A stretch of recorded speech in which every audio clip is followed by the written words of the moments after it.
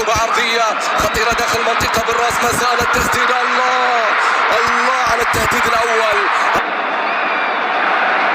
من الجهة اليمنى. بولكسود يتقدم فيها بولكسود، بعد ذلك كرة عرضية خطيرة داخل المنطقة بالراس. الله يا الله على كرة في منتهى الخطورة.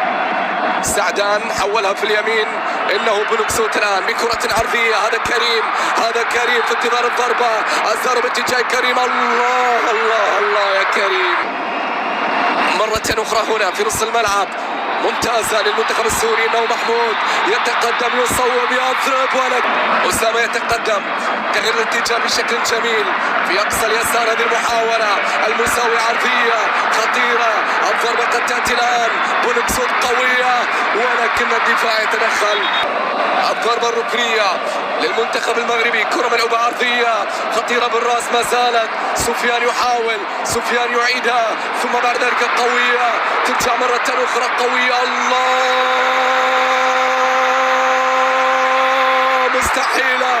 مستحيلة يا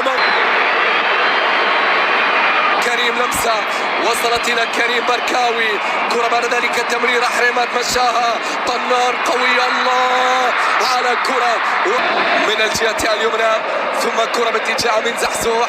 أمين غير الاتجاه، يا سلام بشكل ممتاز من اليسار. ما زالت العرضية تأتي بالراس، مرت محاولة للمنتخب المغربي، هذه خطيرة، هذه قريبة، فيها محاولة وكرة جميلة. الله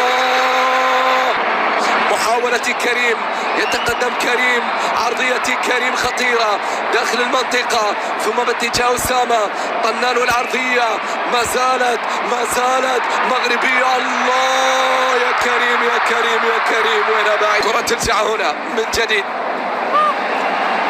في نص الملعب، جميلة رائعة. شواعر حاطها 1-0 لأسود الأطلس، 1-0 عن طريق وليد أزارو. هناك مهمة لم تكتمل. كرة الثانية الآن، كرة الثانية. الله إلياس يبقي سوريا في البطولة.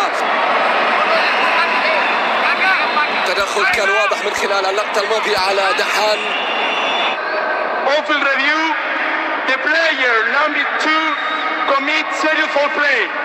Final decision is red card. بطاقة حمراء. مفيد كم سيضيف قراي؟ لن يضيف، خلاص إنها النهاية. المنتخب المغربي أول الواصلين إلى الدور نصف النهائي.